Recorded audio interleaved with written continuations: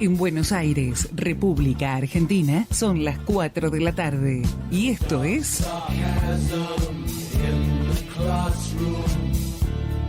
la 10ª temporada de Psi, programa radial Psi.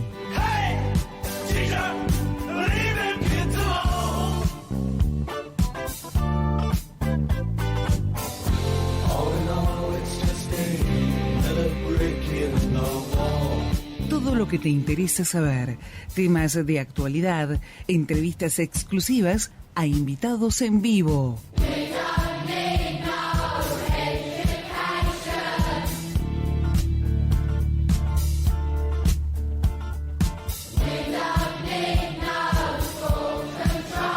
Psi, programa radial Psi, arte y psicología, cine, poesía y cuentos.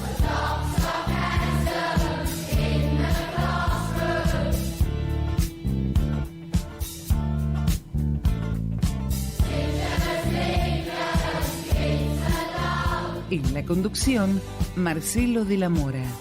En la producción, Chabela Dávila y Lena Reingold.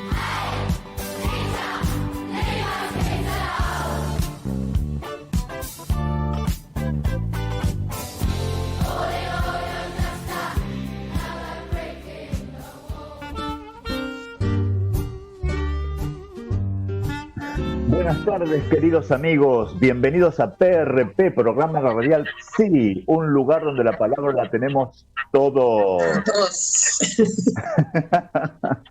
Bueno, hoy, además de escucharnos, podés vernos, ¿eh? Qué lindo, estamos estrenando esta nueva modalidad. Buenas tardes, Chave, ¿cómo estás?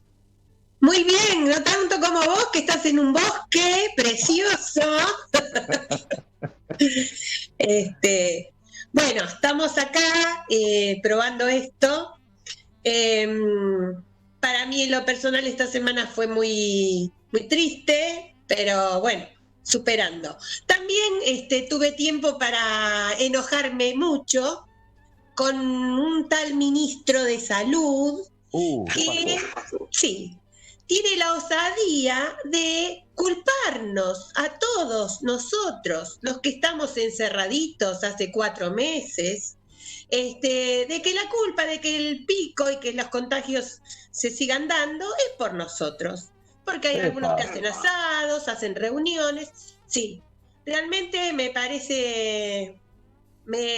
causa indignación que una autoridad como esta lo diga, sobre todo por los estragos que está haciendo este aislamiento en la salud psíquica de la mayoría de todos nosotros. Sí, realmente es terrible y por eso me enojé mucho con eso. Pero no es para menos, ¿sabes? Sí, y si escuchas a otros te enoja más todavía. Sí. Lo único que hacen es contar muertos, contar contagiados, y no ves una esperanza, no ves algo que te diga, bueno, lo vamos a ir solucionando, no ves algo así. Así que bueno, ya hice un editorial por ese lado. Mis saludos al señor ministro. Y hoy tenemos un programa difícil, un tema muy difícil, pero no por ser difícil hay que dejar de mirarlo, al contrario, claro, hay que prestarle más atención a todo esto. Sí, coincido con vos.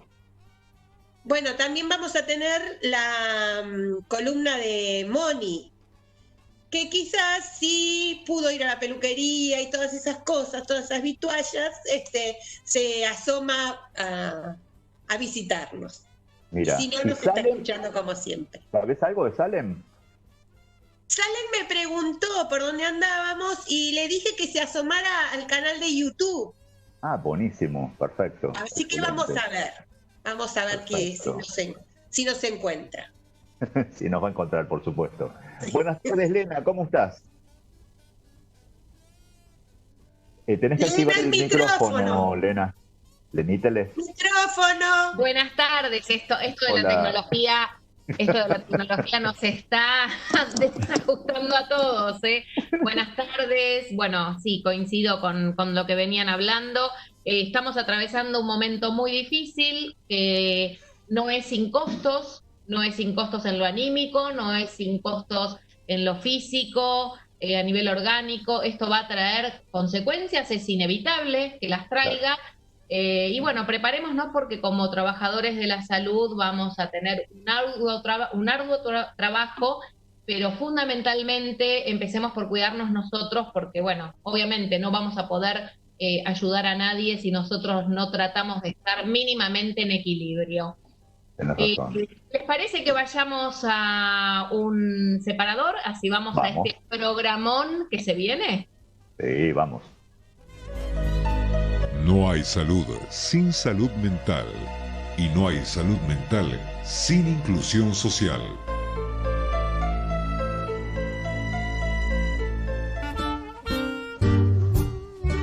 Bueno, Lena, como vos decís, hoy tenemos un programón, así que, ¿qué te parece si compartimos las vías de contacto? Dale, Marce, si sos facebookero tenés 3 alternativas: Programa Radial Psi, Programa Radial Psi Comunidad y Programa Radial Psi Grupo Público, en el cual podés solicitar unirte. Podés también enviarnos un mail a programaradialpsi@gmail.com. Si sos tuitero, @radio_psi. Y tenés también la posibilidad de encontrarnos en Instagram como Programa Radial Psi. Si no, a la vieja usanza, en los teléfonos que ahora vas a escuchar cuando escuches nuestro separador. Si nos escuchas, queremos escucharte.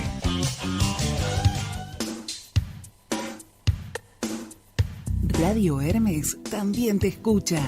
Llámanos al 4305-3303 o deja tu mensaje al 11 56 47 2346. Compartí nuestros contenidos en redes.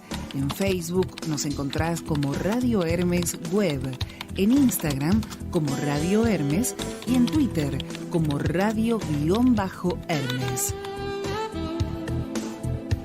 Míranos en nuestro canal de YouTube, escuchanos en www.radiohermes.com y nuestra aplicación para dispositivos móviles. Radio Hermes, tu lugar de expresión y comunicación.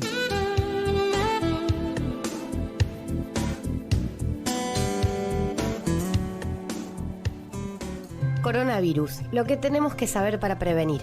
¿Qué cuidados debemos tomar? Lavarnos las manos con jabón regularmente. Estornudar en el pliegue del codo.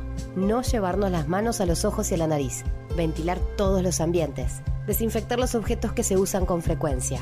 Hablemos de los síntomas. Si tenés fiebre con tos o con dolor de garganta o con dificultad para respirar y estuviste en algún país con circulación del virus o en contacto con algún caso confirmado, no te automediques y consulta inmediatamente al sistema de salud. Para más información, entra en www.argentina.gov.ar o llama al 0800-222-1002. Argentina Unida. Ministerio de Salud. Argentina Presidencia.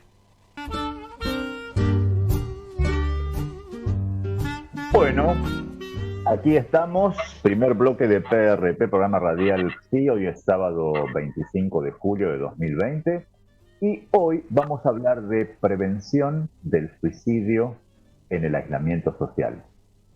Hoy contamos con 2 invitados especiales, el doctor Ernesto Páez, que es psicólogo de la Fundación Manos Unidas por la Paz, es representante de la Asociación Internacional para la Prevención del Suicidio, la IASP, en Argentina, director del diplomado en suicidología en la Universidad de Flores, coautor de la ley 27.130 y autor de varios libros y un querido amigo.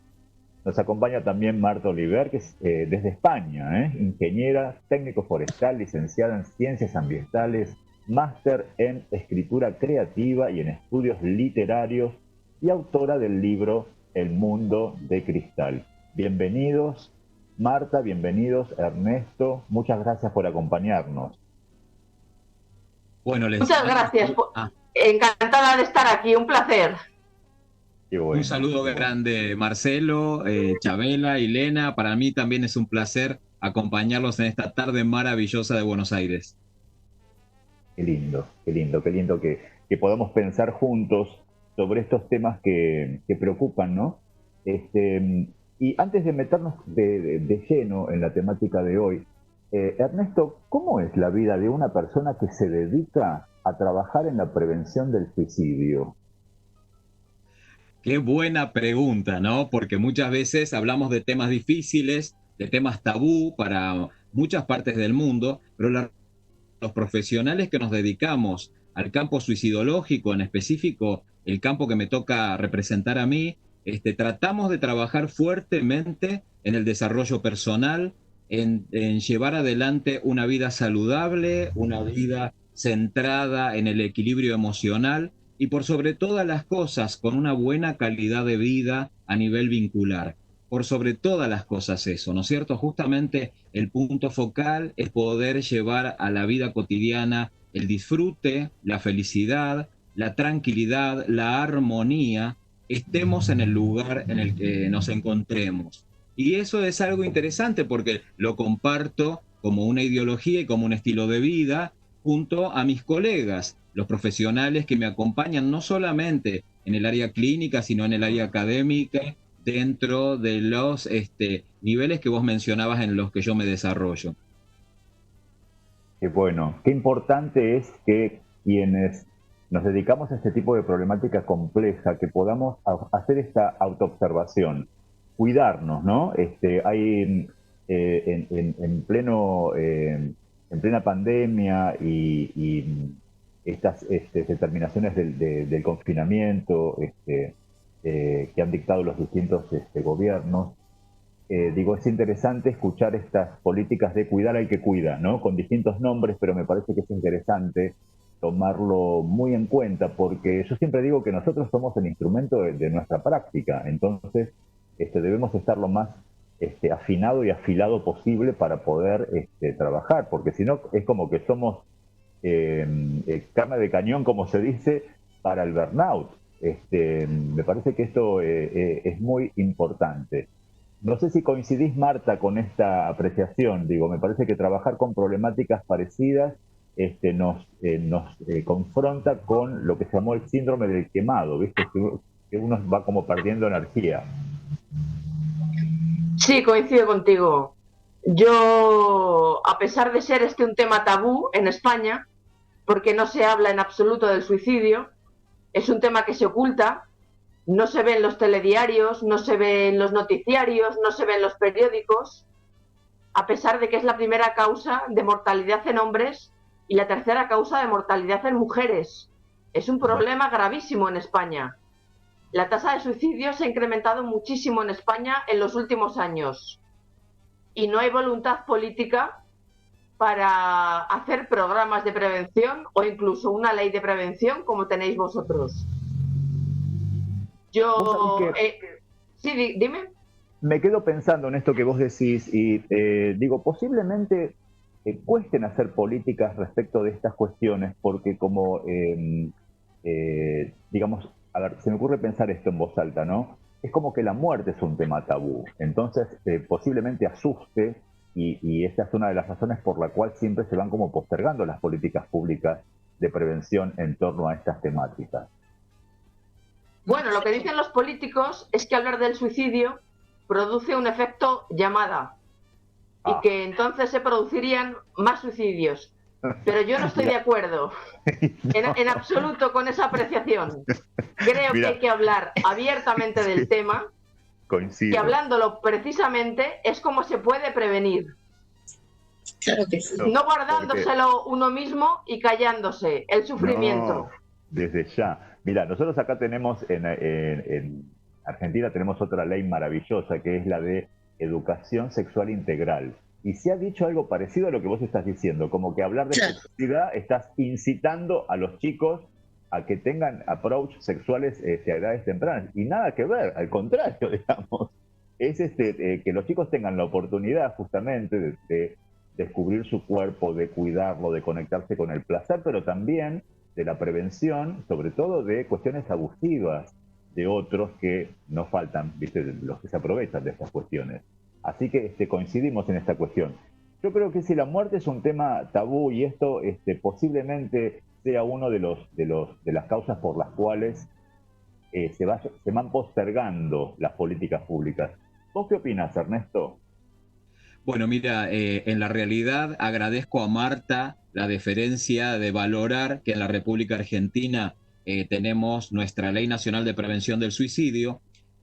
Asimismo, comentarle también a todos que cada región provincial, cada territorio provincial que integra la República, va adhiriendo a la Ley Nacional de Prevención del Suicidio, con lo cual cada territorio hace propio el marco legal y la herramienta en la que se convierte la Ley Nacional de Prevención del Suicidio. Ya en este momento, a 5 años de haber sido promulgada la ley, tenemos 18 provincias que se encuentran adheridas y estamos trabajando al interior del territorio fuertemente en algo que Marta hace mucho hincapié, en el conocimiento por sobre todas las cosas de los políticos, gobernantes y legisladores, que hay que trabajar fuertemente en esa concepción mítica donde ubicamos esas muertes a las cuales no les podemos dar una respuesta en un lugar donde si hablamos vamos a producir más suicidios, o tal vez muchas veces imaginarios como los niños no se suicidan,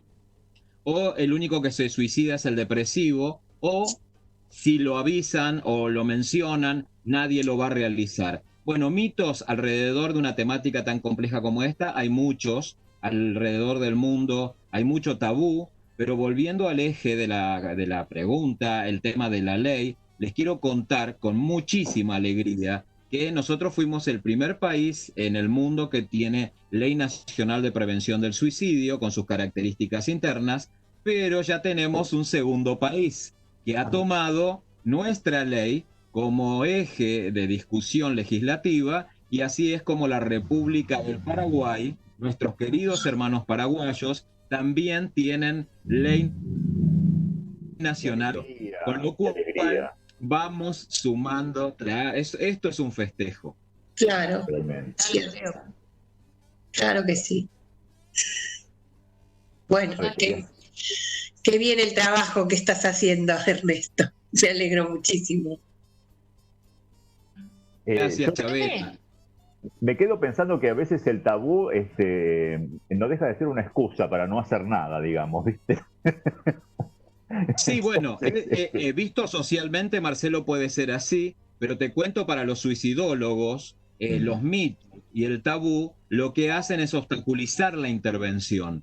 Claro. Y es muy importante tenerlo en cuenta, porque muchas veces esos mismos mitos y tabúes minimizan o distorsionan las ideas del entorno próximo, la familia, la comunidad, y muchas veces esas ideas que distorsionan esos erróneos. Claro. Sí, es así. Es exactamente así. Por eso hay que estar atentos a esto, ¿no? Me parece que, Chabela, ¿hay síntomas para estar atentos al suicidio?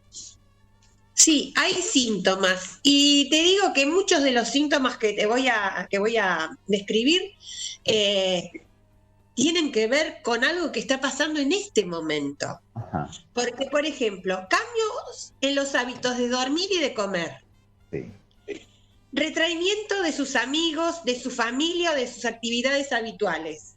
Claro. Actuaciones violentas, comportamientos rebeldes o el escaparse de la casa. Bueno. Uso de drogas o de bebidas alcohólicas. Abandono fuera de lo común en su apariencia personal. Cambios pronunciados en su personalidad. Aburrimiento persistente, dificultad para concentrarse o deterioro en la calidad de su trabajo escolar. Vos decime si en este momento no podés englobar una cantidad impresionante de estos. Bueno.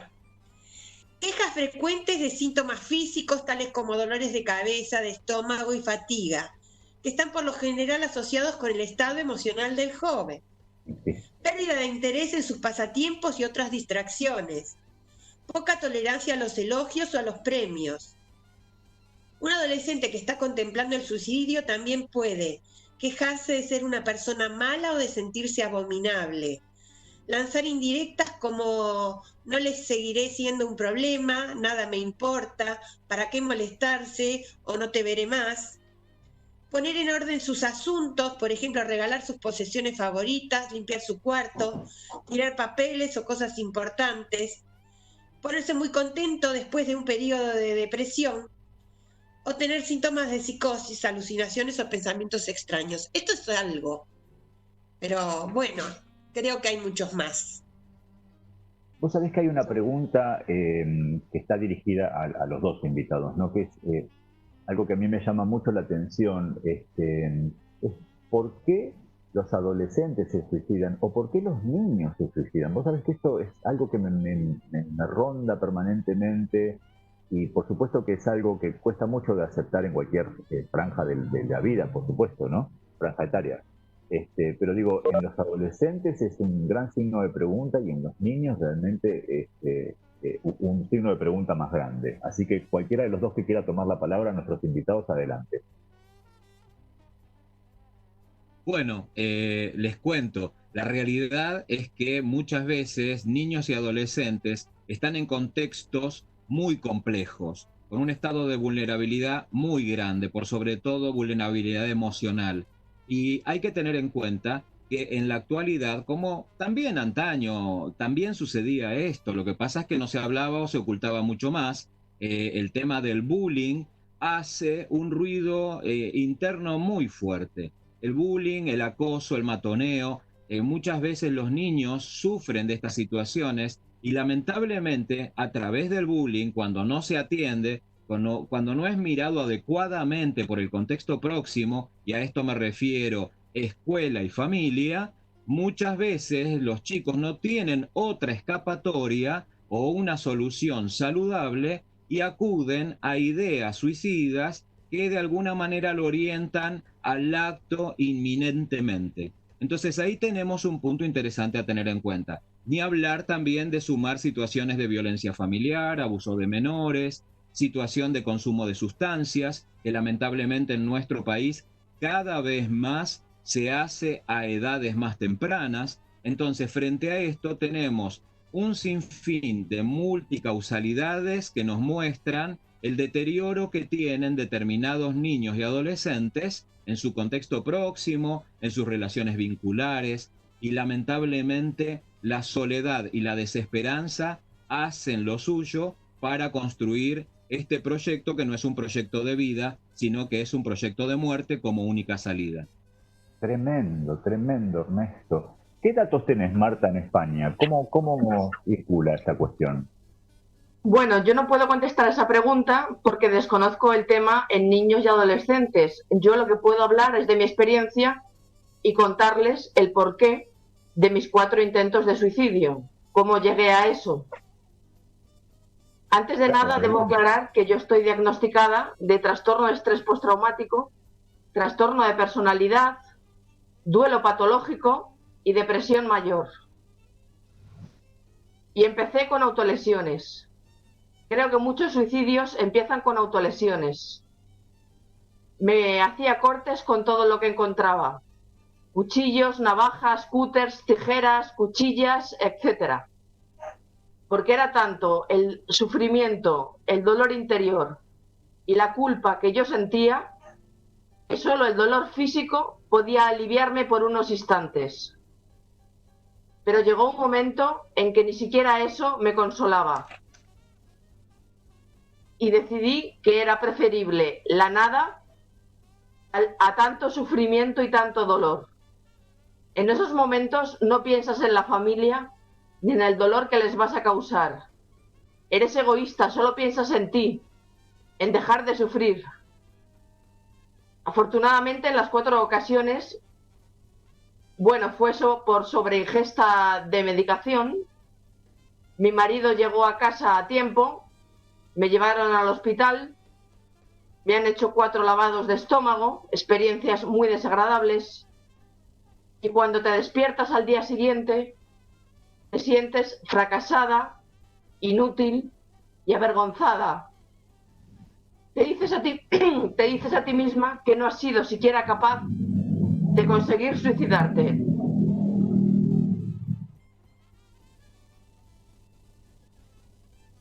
Qué profundo y qué maneras sutiles y a su vez tan complejas de llamar la atención, ¿no? De atraerse la mirada, de pedir ser escuchado, de pedir ser sostenido por un otro, ¿no? El punto de la desesperación es tal, me imagino, que es una convocatoria al otro para que pueda estar de una manera más firme, ¿no? En el acompañamiento. Marcé. Sí, Elena, adelante. Pensaba qué bueno que tengamos en este momento un testimonio como el de ella, que nos habla de una posición resiliente, inmensa, al punto de, ella nos contará después, haber decidido escribir un libro para dejar su testimonio y poder ayudar a otros desde su propia experiencia. Yo realmente, te aplaudo, Marta, la verdad, impecable lo que has logrado hacer y cómo has logrado reposicionarte, ¿no? Ojalá en todos los casos esto pudiese ser viable. Y tengo un comentario, un saludo, Marce. Vamos. Alicia Nigro de Lanús nos dice: excelente propuesta, sumamente interesante este programa. Gracias, Alicia, qué lindo, buenísimo, genial. Bien. Y vos tenías otro comentario más, Lena, para compartirnos. Sí, hablando en relación a qué es lo que sucede con los adolescentes, yo tenía algo para comentar que después me gustaría saber la opinión de nuestro invitado al respecto, ¿no? Es en cuanto a la polémica que se generó por la serie Por 13 razones, 13 Reasons Why, que es una serie de televisión audiovisual estadounidense de misterio y drama adolescente, producida por Selena Gómez, y la trama gira en torno a un estudiante de preparatoria que se suicida después de una serie de fracasos culminantes provocados por individuos determinados dentro de su escuela, y deja una caja con cintas de cassette grabadas por ella misma, por Ana, antes de su suicidio, obviamente, en la que detalla las 13 razones por las que decidió acabar con su vida. Ahora, trajo muchísimas controversias porque el lanzamiento de programa en televisión causó una enorme preocupación pública sobre el riesgo de contagio suicida entre los adolescentes, particularmente en los que tienen pensamientos suicidas previamente, la representación del contenido sensible también, como el suicidio adolescente, la autolesión, la violación, el acoso, también suscitó críticas, especialmente por el contenido gráfico y fundamentalmente en una escena que es en la que Ana se suicida. Hubo investigadores y profesionales médicos que sostuvieron que la serie violó las pautas para representar el suicidio en los medios de comunicación y que esto podría desencadenar comportamientos imitativos entre los estudiantes de secundaria y las personas vulnerables. Al respecto, me gustaría que no sé si ahora o después del corte, nos diga nuestro invitado cuál es su opinión, si realmente el estar expuesto a este tipo de imágenes tan explícitas como en la serie puede desencadenar por imitación, teniendo en cuenta que el adolescente está en un proceso de crisis, en un conflicto permanente en donde está buscando su identidad, con un grado de vulnerabilidad psicológica enorme, en la que necesita referentes identificatorios para cortar, digamos, y desenlazarse de estos padres de la infancia. Entonces, si esto realmente puede ser así y si al adolescente que nunca ha tenido una ideación suicida le puede despertar, porque incluso hubo estudios que analizaron que aumentó la búsqueda en Google, esto es increíble, de formas de suicidarse a partir del primer episodio de la serie. Me acordaba de lo de la ballena azul, ¿se acuerdan? Tremendo eso. Sí, también, sí. Dale, Ernesto. No sabía si íbamos a un corte, a una tanda, o seguíamos. Perfecto. Bueno, entonces sí, mira, buena marcación, Lena, la de 13 razones, ¿no? 13 razones para. Y justamente es un tema importante que nos trae la reflexión al mundo del hoy. En primer lugar, vamos a ir de atrás para adelante, Lena, y a toda la audiencia. Vos decías, aumentó la consulta a través de redes sociales de adolescentes y métodos para generar conductas autodestructivas, ¿no? Para poder dañarse. Bueno, algo importante a tener en cuenta es que esto hace mucho tiempo, antes de 13 razones, que esto existe.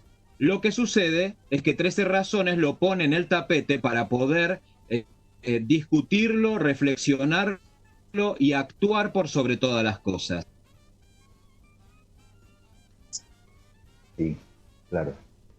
Yo me quedo pensando en algo. Me quedo pensando en algo que creo que Ernesto va a tomar esta línea temática en la respuesta. Ahí lo tenemos de vuelta, perdón. Dale, sí, Ernesto. Se cortó un chiquitín. Mientras él retoma, pensaba en la importancia de los vínculos interpersonales. Digo, que esto me parece que los vínculos interpersonales se ponen en jaque, y posiblemente sea una de las razones que lleve a la ideación suicida, ¿no? O sea, cuando uno es como que no se siente lo suficientemente sostenido, mirado, escuchado. Me viene el concepto de holding de Winnicott, ¿no? El sostenimiento en el amplio sentido del término. Digo, posiblemente ahí, en esas grietitas, por esos intersticios, es como que se filtre una incipiente ideación suicida. Se me ocurre pensarlo de esa manera. Decía Ernesto, digo, la importancia de las relaciones interpersonales. No sé si vos estás de acuerdo con esto. Sí, por supuesto, sumamente importante. Pero por otro lado, volviendo al eje de la respuesta, antes de que apareciera 13 razones, el caso particular fue que pudimos trabajar junto a Facebook y al grupo Facebook que tiene todas las redes sociales, Instagram, Twitter, justamente en este punto que Elena traía a colación, el punto de decir, hay más consultas a partir de la primera temporada de 13 razones. En la realidad se pone en relevancia el tema. Las consultas ya venían de antemano y se estaba trabajando, y se empezó a trabajar mucho antes para poder denunciar esas páginas, esos portales, esos lugares que no son lugares ni saludables ni constructivos para la consulta de un adolescente. Ahora bien, Lena decía, está con la conducta imitativa, ¿no es cierto? En la discusión grande a nivel mundial con respecto a esta serie. Y la realidad es que cuando se genera una conducta imitativa y cuando tiene un impacto o un efecto negativo, justamente cuando estamos en donde centramos la mirada en el tabú sobre el suicidio y donde no trabajamos palabras de qué es lo que está sucediendo y qué es lo que están viviendo estos adolescentes. Claro. Sin más, recordemos a Hannah Baker, la protagonista de 13 razones, que en diferentes momentos trató de pedir ayuda incluso al psicólogo que tenía en la escuela, y el psicólogo minimizó, desestimó la situación, dejándola simplemente a su propia suerte. Con lo cual es importante introducir en esto, ¿no? Y en la serie 13 razones, que hay mucho que bajar. Más allá del sensacionalismo y de la crudeza con la que se presentan los actos, yo me paro desde una mirada crítica a poder repensar qué es lo que nosotros hacemos como adultos y como profesionales para trabajar con este tema tan complejo. Porque parece ser que la serie nos muestra que nadie podía escuchar lo que le pasaba a Hannah Baker. Nadie podía escuchar, los amigos, la familia, el entorno, el psicólogo, el profesor. Por eso lo pensaba desde las relaciones. Escuchar. Claro, por eso lo pensaba desde las relaciones interpersonales, porque es como que se les fueron cercenando los vínculos, ¿no? Inclusive hay muchas escenas en las que le hacen desplantes de estratos, bullying le decimos ahora. Digo, y para un adolescente que está en pleno proceso de reconstrucción de su imagen, de su identidad, de su estar en el mundo, digamos, es tan importante que a veces sutilezas en el trato cotidiano, que a lo mejor nosotros minimizamos, pero para un adolescente es muy importante. Así que lo que decís es para tener muy, muy en cuenta. Bueno, Marcel. me parece que estamos... Sí, Elena, me parece que estamos como en tiempo de hacer el corte, pero sí, decime. Llegó otro mensajito, otros saludos, siguen llegando. Hola, saludos a este equipo que me acompaña todos los sábados. Eva Tiziano. Ay.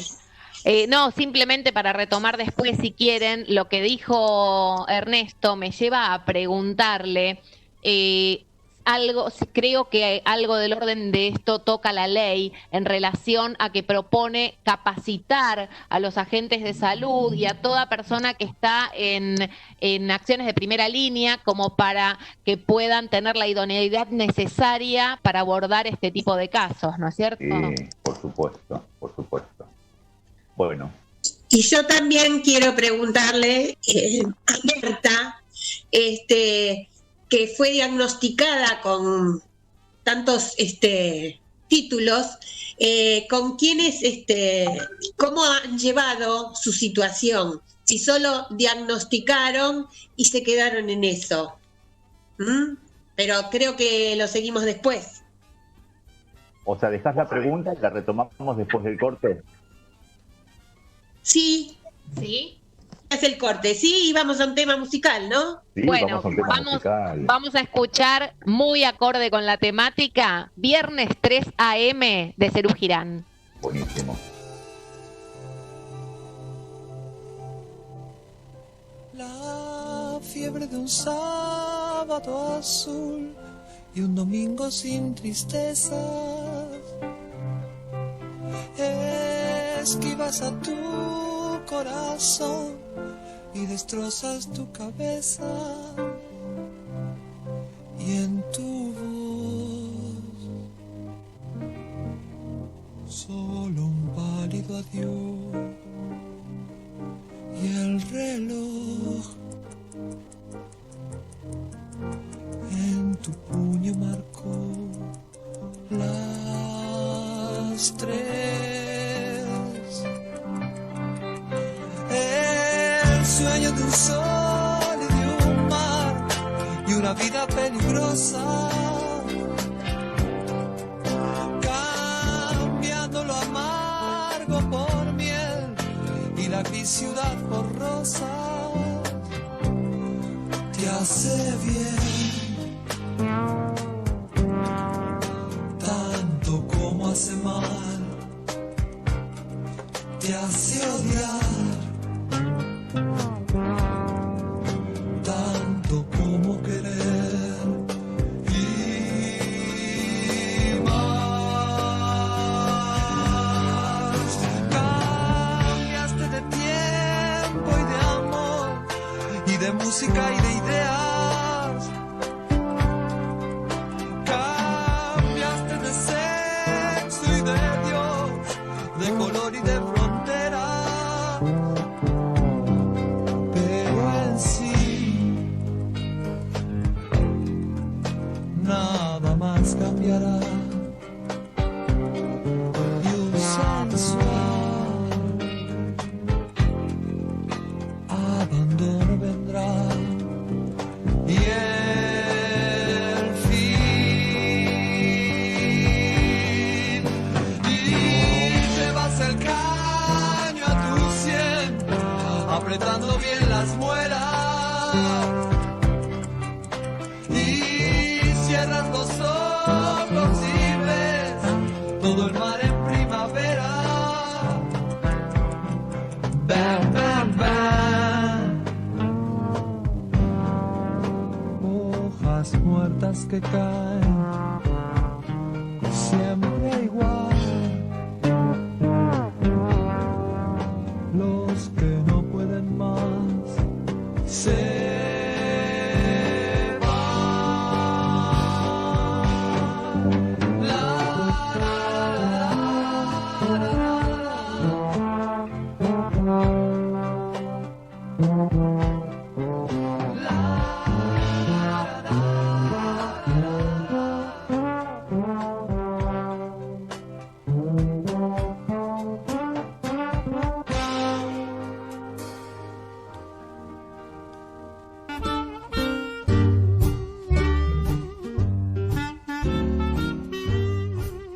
Bueno, muy bien, volvimos. Segundo bloque de PRP, programa radial Psi. Si recién te estás enganchando en radiohermes.com, te cuento que estamos charlando con Ernesto Páez y también con Marta Oliver de Prevención del Suicidio en el Aislamiento Social. Quiero agradecer en nombre del equipo de producción a Esther Daniel y a Jorge Bergero por acompañarnos en el programa de la semana pasada, en el que charlamos sobre psicooncología, arte y espiritualidad. Y les quiero contar que la semana que viene vamos a tener otro programón, ¿sí? Vamos a hablar de comunicación de riesgos y participación comunitaria. Y nos va a acompañar la doctora Silvia Bentolila. Y además te cuento que vamos a tener un programa especial de PRP, ¿sí? Dedicado al café psicojurídico, en el que vamos a compartir con nuestro querido público casos de criminología, crímenes de ayer, de hoy y de siempre, ¿sí? Ese es el tema que nos va a acompañar pegadito a nuestro programa habitual de 4 a 5, bueno, de 5 a 6, hora de Buenos Aires, Argentina. Empezamos con el café psicojurídico y los crímenes de ayer, de hoy y de siempre. Ahora vamos a escuchar a nuestra querida amiga Mónica Marianovi. Buenas tardes. El tema de hoy me lleva a preguntarme ¿por qué perdemos la noción del otro? Ya que siento que muchas veces nos sentimos aislados sin estar en cuarentena y el confinamiento pone en rojo las falencias de una medicina integral que el Estado debe proveer. Voy a hablar de un caso de suicidio a modo de ejemplo, de lo que pasa cuando lo esencial pasa a ser un simple protocolo.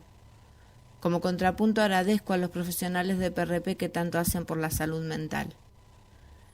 Es una de las tragedias que han sucedido en Madrid la que cuento, durante el confinamiento por el COVID-19. La protagonizan Lucía, una adolescente que padecía un grave trastorno alimentario, y su madre Ana María. El estado de alarma interrumpió el seguimiento de la chica en un hospital público. El confinamiento fue durísimo para la menor, con 2 intentos de suicidio previos y muy recientes. La madre denuncia que durante 2 semanas la adolescente apenas recibió atención psicológica y su estado se agravó. Clamó para que le ingresaran por su propia seguridad. El hospital no lo vio necesario, sin embargo. El desenlace fue terrible. Lucía se quitó la vida en abril sin que Ana María, destrozada, pudiera hacer nada para evitarlo. La primera semana la niña estaba contenta. Pensaba que podía hacer la dieta y adelgazar, pero pasaban los días y empeoraba. Tenía muchísima ansiedad. Fueron a urgencias a pedir nuevamente ayuda, con la intención de que le ingresaran. La propia niña lo reclamaba. No se sentía segura en casa, cuenta la madre. En urgencias, la niña habló con un médico que admitió que era un caso de ingreso, pero decidió esperar al día siguiente y hablar con la psiquiatra y la psicóloga del hospital de día que llevaban su caso. Quedaron en que la llamarían. Era principios de abril, justo 4 días antes del suicidio, recalca la madre. Al día siguiente no llamó nadie, al otro tampoco, ni contestaron al mail. ¿Ves, mamá? ¿Ves cómo nadie nos llama?, decía la adolescente a Ana, en lo que era una desesperada llamada porque alguien la salvara de sí misma. La psicóloga relata, pidió hablar con la niña, estuvieron unos 5 minutos y no pasó más nada. La profesional llegó a un acuerdo con la chica, dijo a la madre que no se preocupara, que después del fin de semana hablaría de nuevo con la adolescente. Ese mismo día, el de la conversación con la psicóloga, ya por la tarde Lucía estaba mal, no veía salida.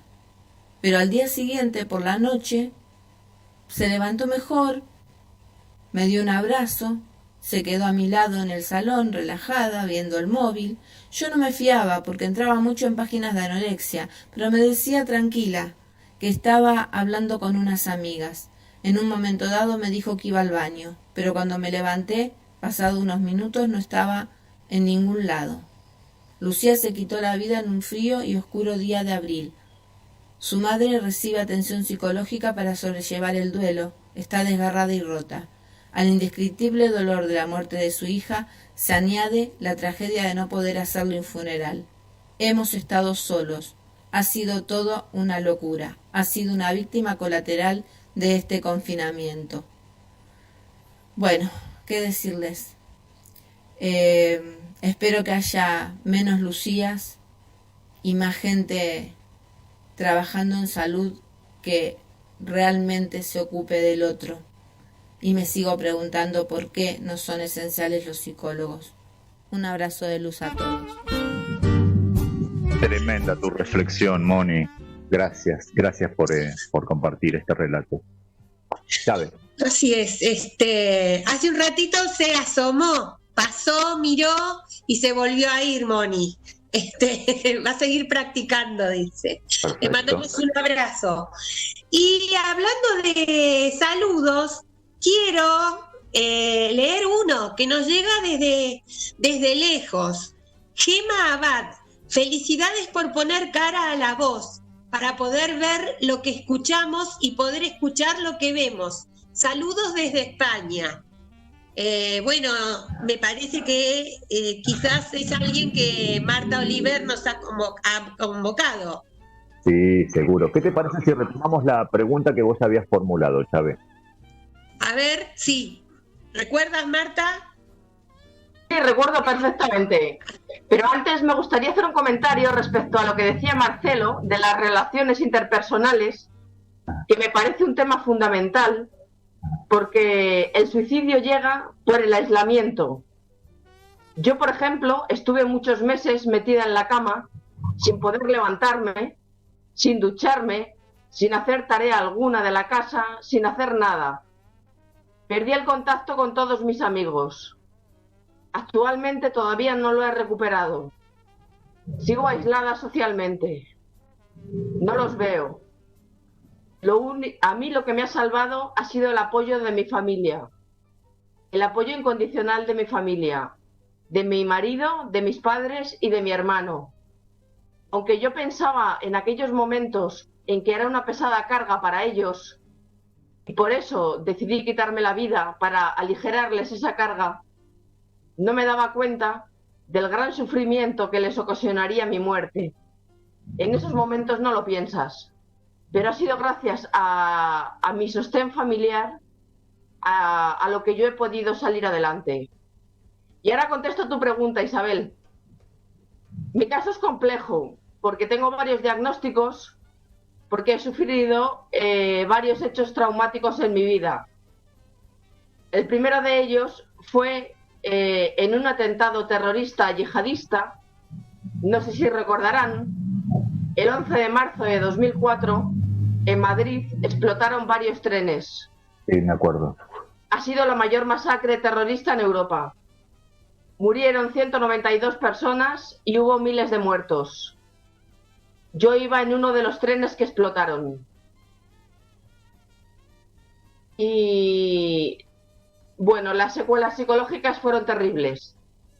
Desde entonces sufro trastorno de estrés postraumático, además de insomnio crónico y otros muchos síntomas, como hiperacusia, etc. En su momento yo rechacé la ayuda psicológica porque no quería hablar del tema, solo quería olvidarlo. Hice como si no hubiera pasado nada. No conté nada a mis amigos. A mis familiares tardé años en contarles lo que había sucedido aquel día. Me lo guardé todo para mí. Tuve ataques de ansiedad. Los médicos me aconsejaron que tomara la baja en el trabajo. Pero yo no quise, porque en casa solo me asaltaban imágenes e imágenes sangrientas de todo lo que había visto y no me dejaban descansar. Venían a mi cabeza sin cesar. Así que inmediatamente volví al trabajo. En mi empresa, en una gran ingeniería, se portaron muy bien conmigo porque no me encargaron proyectos durante semanas, porque yo estaba absorta en mis pensamientos mirando el ordenador sin ver. No era capaz de hacer nada. Y así estuve durante unos años. Hasta que hace 5 años tuve otro tremendo trauma en el que hubo también mucha sangre y estuve a punto de perder la vida. Y ese segundo trauma, por un proceso que llaman los psicólogos de polivictimización, Sí. que significa que cuando uno, ya sabrán que cuando uno ha sufrido un trauma previo no resuelto y sufre un segundo trauma, es más vulnerable y tiene menos estrategias de afrontación para el segundo trauma. Pues con el segundo trauma me afloraron todos los síntomas que había tenido durante el atentado. Otra vez, bueno, el insomnio crónico nunca me ha desaparecido. Llevo medicándome desde hace 16 años para poder dormir y aún así no duermo más de 3 o 4 horas. Y todavía tengo pesadillas.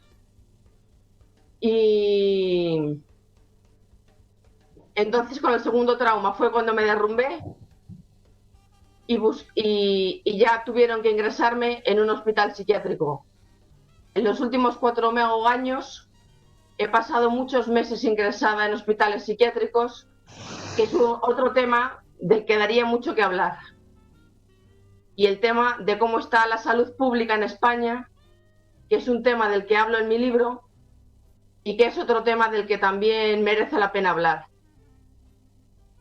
No sé si he contestado a tu pregunta, Isabel. Sí, muchas gracias, Marta. Quiero aclarar algo con respecto al llamado, al mensaje de antes de Gema Abad. Me dicen que es la directora de Café Converts Arte y Cultura. Participa y difunde los contenidos de Radio Hermes. Perfecto, muy bien. Así que un saludo para allá. Muchas gracias, Marta, por tu testimonio realmente. Y ahora, dentro de un ratito, queremos que nos sigas hablando de tu libro. Ahora creo que había una pregunta para Ernesto. Sí, había quedado una pregunta, ¿no, Ernesto? En relación correcto, justamente... Lena. Bueno, la pregunta que me...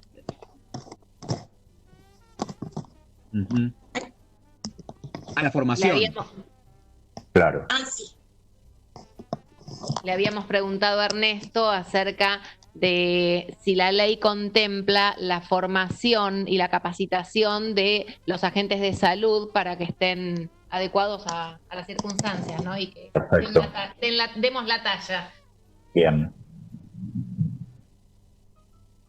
Bueno, importante, ¿no? Bueno, la ley de prevención del suicidio tiene capítulos específicos de prevención, de asistencia, de capacitación y de cobertura en obras sociales, con lo cual es una ley muy potente de trabajo. Pero bueno, focalizando en el ámbito de la capacitación y escuchando a Marta Oliver de España, qué importante que es el profesional capacitado y por sobre todas las cosas tener en cuenta que frente a situaciones tan críticas y trágicas que a veces les toca vivir a las personas, es necesario contar con profesionales que orienten no solamente a la persona que sufre determinados hechos traumáticos, sino a su contexto próximo, que es la familia.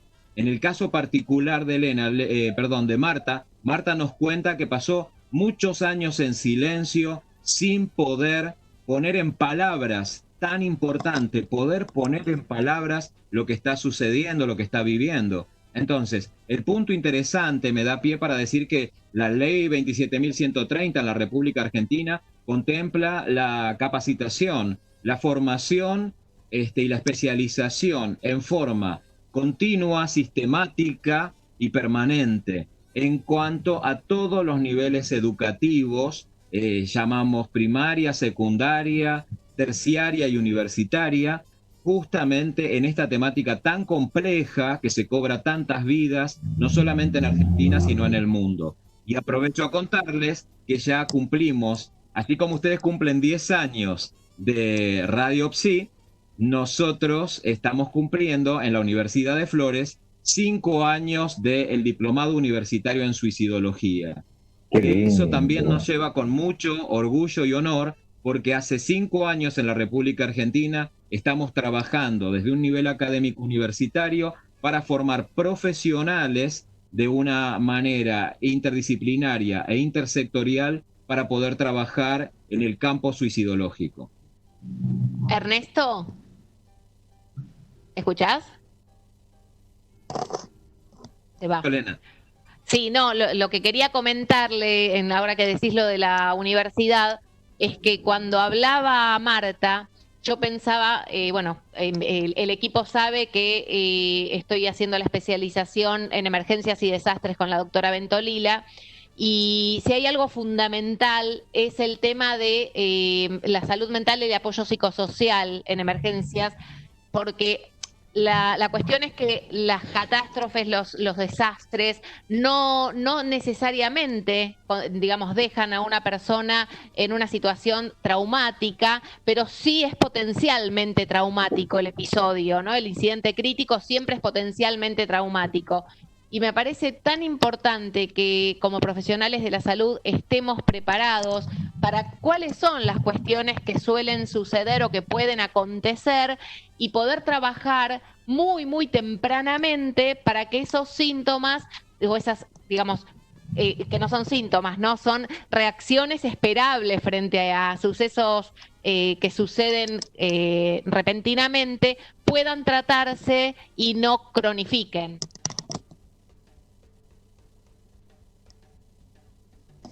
Como pasó en el caso de Marta. Por supuesto, pero aparte también tenemos que tener en cuenta que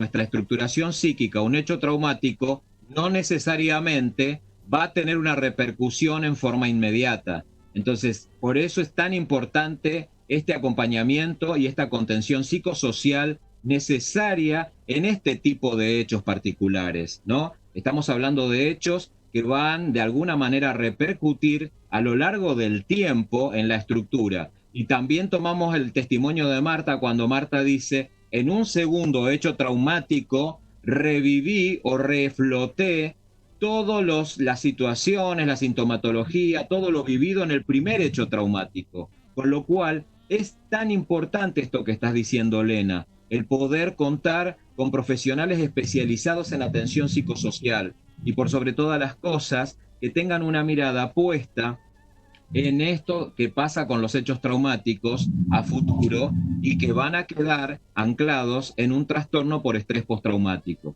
Entonces, bueno, un punto no menor. Pero bueno, en ese sentido, déjame, Marcelo, poder contarles a la audiencia que la Universidad de Flores abre nuevamente la capacitación en el diplomado en suicidología en el mes de agosto, por lo cual cualquier persona que se quiera interesar del mundo psi, y también está abierto, te cuento, por ley a el área de seguridad, educación, medios de comunicación social, justicia y contextos de encierro, abre el diplomado en suicidología, con lo cual se pueden comunicar a través del mail en informes@uflo.edu.ar, y ahí les van a poder orientar no solamente de las cuestiones administrativas, sino que también les envían todo el programa, todos los contenidos a nivel pedagógico que se van a impartir en 8 meses de duración que tiene en suicidología.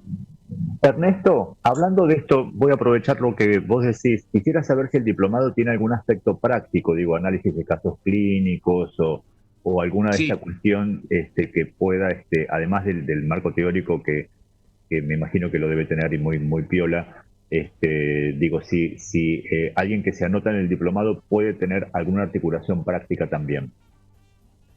Por supuesto. En primer lugar, te cuento que por la situación de pandemia y cuarentena, el diplomado tiene una modificación, con lo cual el 80% del diplomado se cursa a nivel virtual y hay un 20% que es en forma presencial. Y ahí justamente, en ese encuentro que va a durar una semana en el mes de julio de 2021, se hace toda la parte procedimental y actitudinal. Con lo cual, te cuento, va a haber no solamente estudio de análisis de casos, sino también trabajos diagnósticos en cuanto al ámbito de salud. Para el ámbito de seguridad va a haber técnicas y estrategias de intervención y negociación en crisis en la vía pública, y también algunas dinámicas de rescatismo para los bomberos que muchas veces acuden en primera instancia como primer interventor. Con lo cual la parte práctica es una parte práctica muy activa, muy dinámica y que queda con muchos recursos para poder ser aplicados en el trabajo cotidiano en el sector que se desempeñen. Qué bueno. Bueno, vamos a hablar después, seguramente a mí me interesa. Hace 3 semanas estoy coordinando académicamente las prácticas profesionales supervisadas en la Universidad Kennedy y estoy como abriendo nuevas ofertas para que los chicos puedan munirse de otras herramientas que me parece que son piolas y por eso me interesa. Después comentamos. Bueno, ¿qué les parece si escuchamos otro tema musical?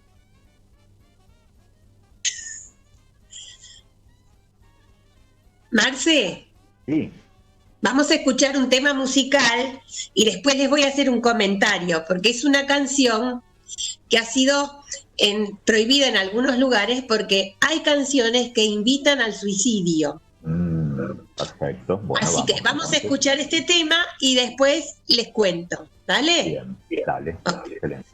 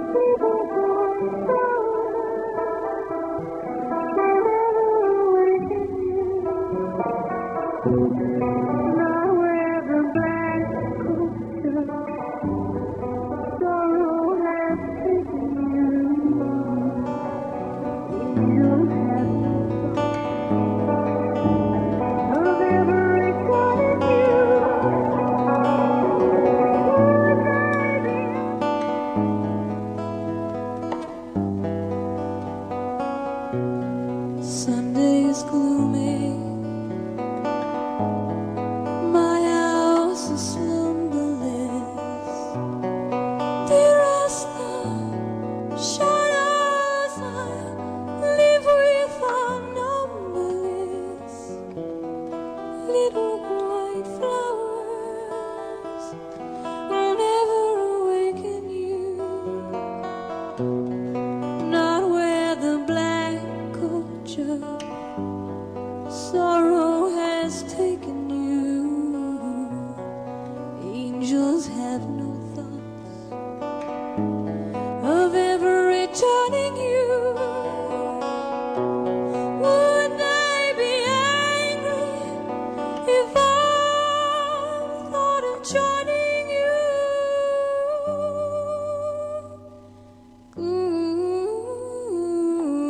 Gloomy Sunday.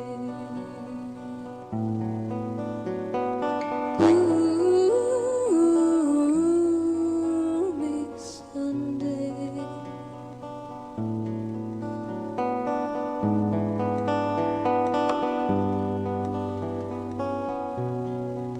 Gloomy Sunday. With shadows I spend it all. My heart and I have decided to end it all. Soon there'll be candles and prayers that I said I know, but let them not weep. Let them know that I'm glad to go. For death is no dream, and in death I'm caressing you with the last breath of my soul. I'll be blessing you.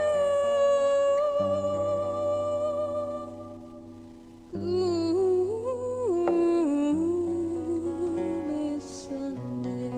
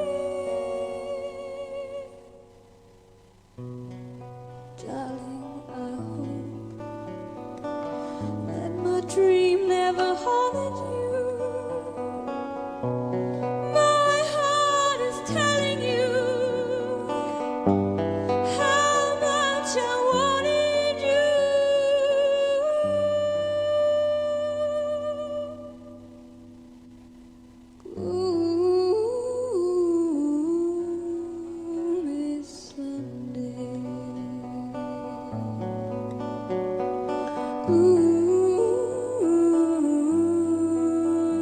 Sunday.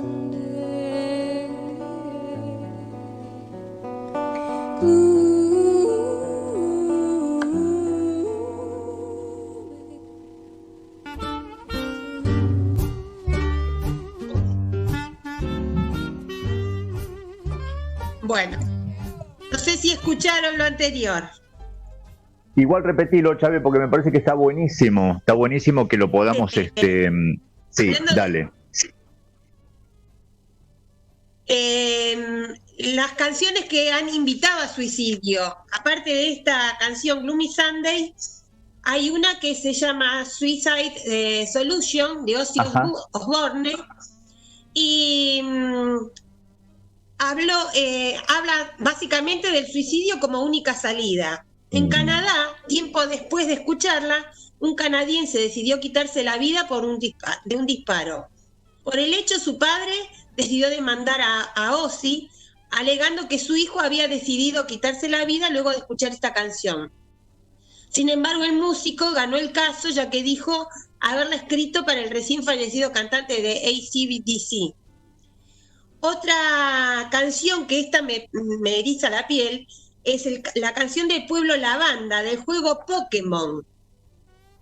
El año en que se lanzó el juego en Japón, se registraron 104 suicidios de niños de entre 7 y 12 años de edad. Tremendo. Al investigar los casos se encontró algo en común en todas las muertes. La última partida guardada correspondía a la etapa de juego en el pueblo Lavanda. Años después se decidió editar la música del juego, quitando del mismo los tonos elevados y agobiantes que se oían. Es terrible cómo esto influye quizás en los más vulnerables, ¿no es cierto? Sí, en los que, como decía Marta, sobrevuela la soledad, y la soledad posiblemente empiece como a horadar la piedra, como dice el dicho, y es por allí donde empiezan como a filtrarse incipientes ideaciones suicidas, ¿no? Me parece. Es linda, la verdad que me gustó mucho el tema musical.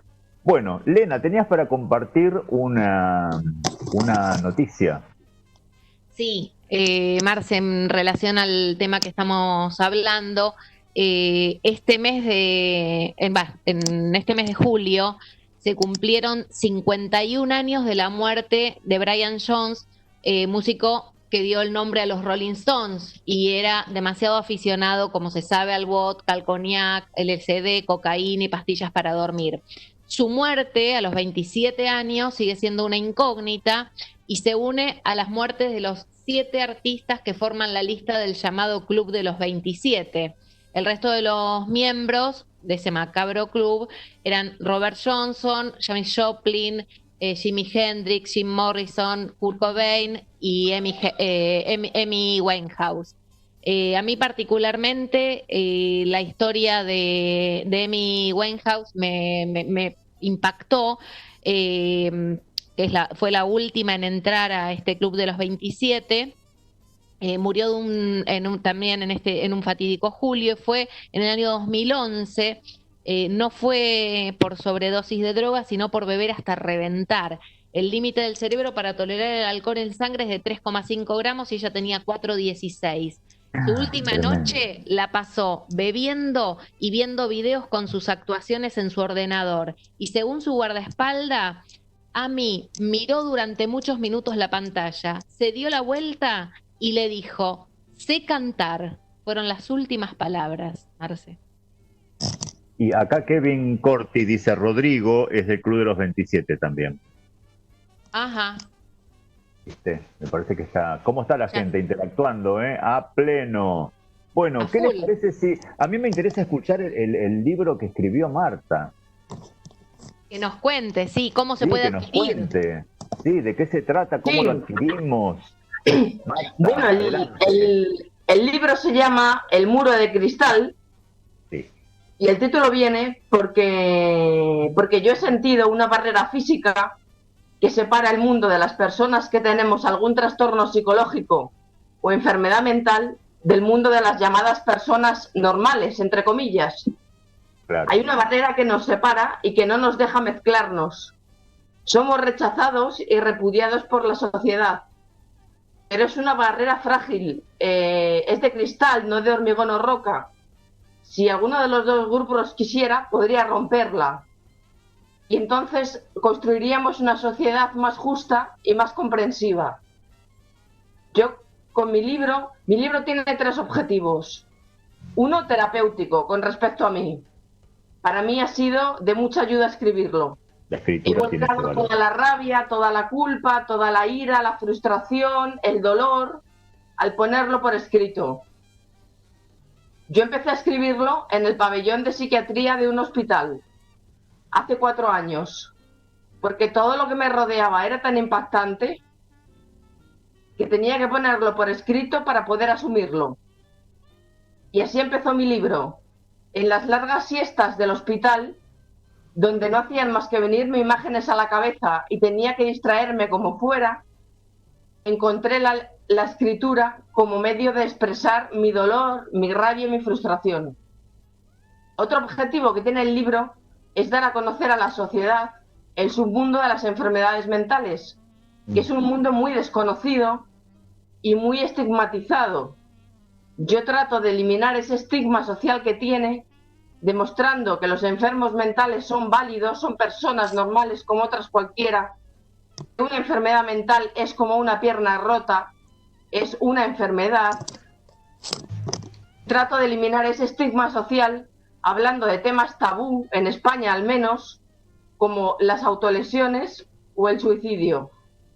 Y un tercer objetivo del libro es ayudar a personas que hayan pasado por circunstancias parecidas, circunstancias traumáticas, depresión, porque la depresión es la segunda causa de baja laboral en España. Hay muchísimas personas con depresión en España. Es un fenómeno impresionante.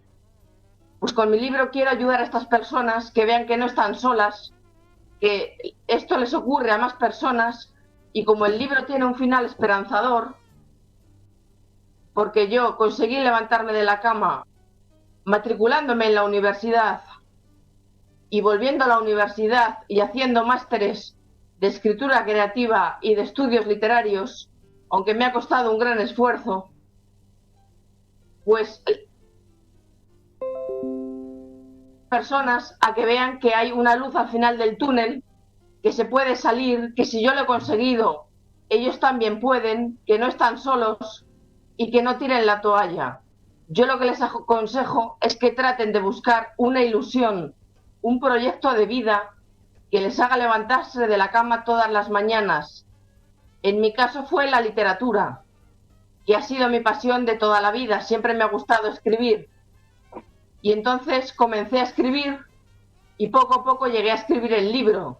Y actualmente escribo relatos y poemas que publico precisamente en revistas argentinas.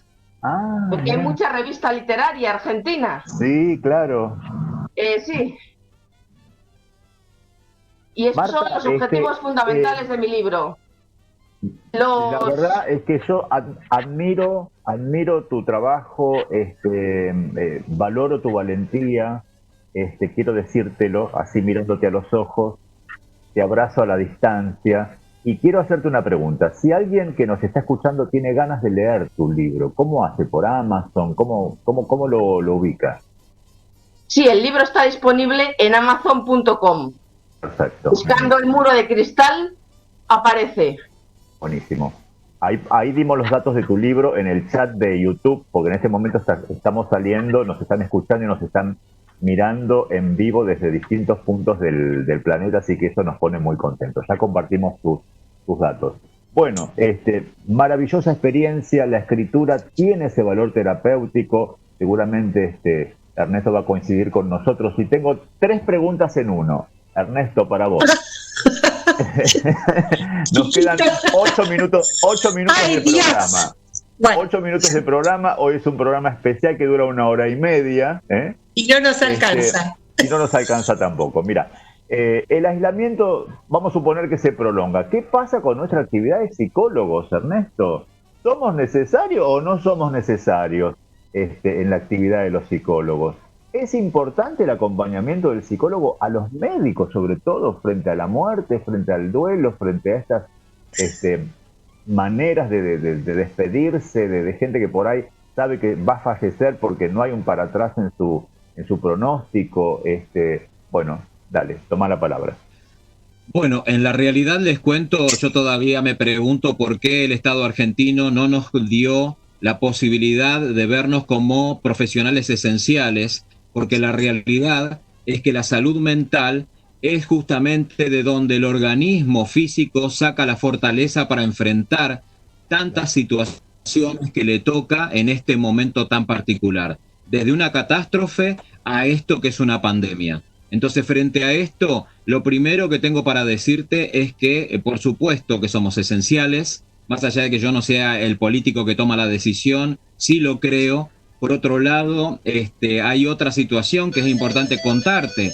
Hay un hecho particular, que es que médicos y enfermeros están consultando muchísimo a nivel virtual porque es la única forma que tenemos nosotros de poder contactarnos. Entonces, frente a esto, muchos enfermeros y muchos médicos están tratando de tomar espacios, sesiones terapéuticas para poder de alguna manera sobrellevar esta situación. Es una situación muy complicada la que se está viviendo en este momento, no solamente en Argentina, sino en diferentes partes del mundo. Bueno, te agradezco muchísimo porque digo, esto, viste que es una cuareterna, como le estamos llamando. Cuarentena eterna. Y nosotros, digamos, los psicólogos, bueno, no solamente que no estamos considerados esenciales, esto me hace mucho ruido mientras lo digo al aire. Realmente, no fuimos ni siquiera consultados, porque digo, me parece que un profesional de la salud mental bien pudiera haber estado en este comité de expertos asesorando al primer mandatario justamente para considerar todas estas posibilidades, porque, a ver, nosotros habida cuenta de lo que fue pasando en otros países que ya se fueron flexibilizando las medidas, ¿no? Digo, España, Francia y demás, lo que nos cuentan los colegas justamente de España es que el tema de la salud mental es tremendo, porque claro, digamos, como en el caso de Marta, ¿no? Me parece que está muy bien que ella en su libro puede desmitificar un montón de prejuicios en torno a los distintos padecimientos mentales, porque a veces uno no la pasa bien anímicamente y eso no es locura, digo, ¿no? Está bueno que uno lo pueda charlar. Pero la cantidad de casos post-pandemia que están apareciendo con dificultades de quienes no han podido tramitar o gestionar saludablemente el encierro, el confinamiento y todo esto, y yo me imagino un montón de hogares donde hay vínculos interpersonales que son nocivos, que son disruptivos, que son violentos. Digo, ¿qué pasa con esto? O gente que por ahí, bueno, los profesionales de la salud que están laburando en los equipos y que llegan a su casa y el mismo vecindario los mira como si fueran extraterrestres, leprosos o una cosa así. Digo, tremendo. Encima que venís de poner el cuerpo, el alma, en el acompañamiento de tantos casos complejos, llegás a tu casa y en vez de encontrar un hogar para descansar y restablecerte, tenés que seguir luchando, defendiéndote del vecino de arriba, de abajo, del costado. Así es. Bueno, simplemente lo que les quiero decir para finalizar es que lamentablemente en estos casos particulares, como los que vos mencionás o los que contó Mónica a través del audio, ¿no? El minimizar al enfermo de salud mental, el subestimar el enfermo de salud mental también es importante tenerlo en cuenta, porque en estos casos particulares, en el testimonio de Mónica y en muchos otros que yo conozco también desde la propia práctica, quiero decirles, muchas veces la enfermedad mental se transforma en una enfermedad terminal. Y es importante tener en cuenta esto, porque muchas vidas han terminado no porque tenían una enfermedad orgánica, un cáncer, simplemente porque estaban cursando el trastorno del comportamiento suicida, un trastorno bipolar, o como decía Mónica, trastornos alimenticios que con una situación muy compleja terminó la vida de esta jovencita. Así es. Sí, sí, tremendo. Bueno, a mí me gustaría añadir, al hilo de lo que decía Marcelo, del sistema de salud mental, que en España a pesar de que cuenta con grandes profesionales, no hay ninguna voluntad política de invertir en salud mental. El sistema de salud mental es totalmente deficitario e ineficaz. Pongo, por ejemplo, que yo fui a pedir cita al psicólogo y me dijeron que había una lista de espera de 6 meses. Te llamarían al cabo de 6 meses. Después te atienden cada 2 meses 15 minutos. Claro, no. Es decir, no existe Tremendo. Sanidad pública mental. Tremendo. Qué horror. Entonces, en mi país, o tienes dinero para costearte un psicólogo o un psiquiatra privado, o no recibes el tratamiento adecuado, lo cual me parece totalmente injusto e inhumano. Solo los ricos pueden tener tratamiento.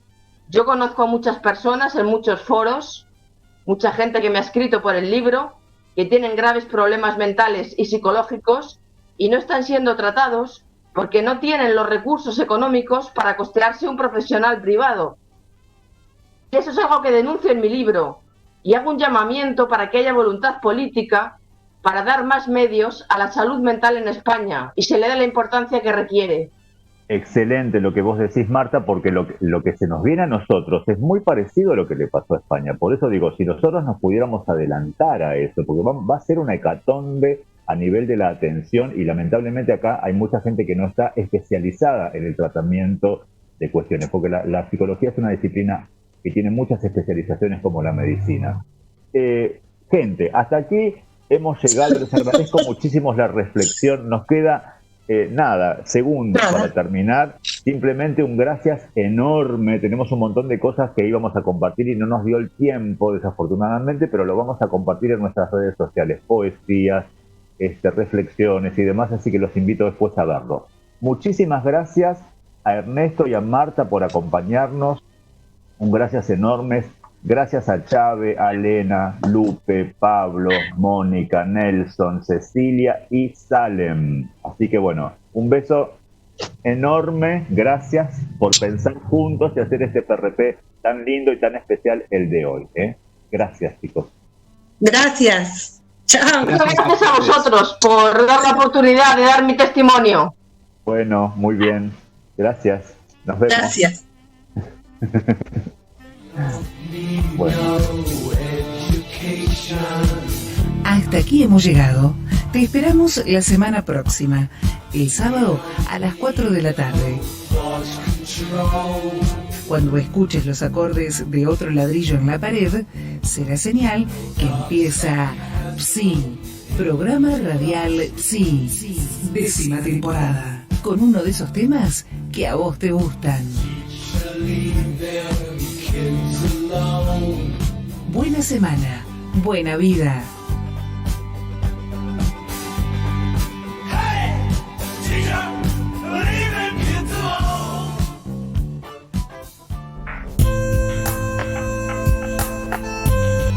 Desde el corazón de la ciudad autónoma de Buenos Aires, Radio Hermes, tu lugar de expresión y comunicación. www.radiohermes.com.